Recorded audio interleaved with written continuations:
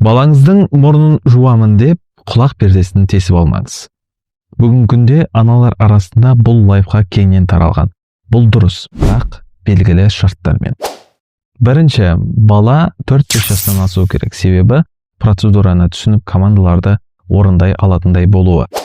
Екінші, балаңыздың мұрын жумастан бұрын арнайы тамыр тартылтқыш спрей немесе тамшылар арқылы мұрын жолын ашып алу керек.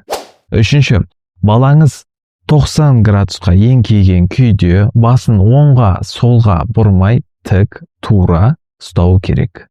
Төртінші, ерітіндіні қатты қысыммен жууға болмайды, себебі құлаққа өтіп кету қаупі артады. Ескеретін жайт, балаларда құлақ пен мұрынды жалғайтын түтік ересектермен салыстырғанда қысқа, кең және горизонтальды болып келеді.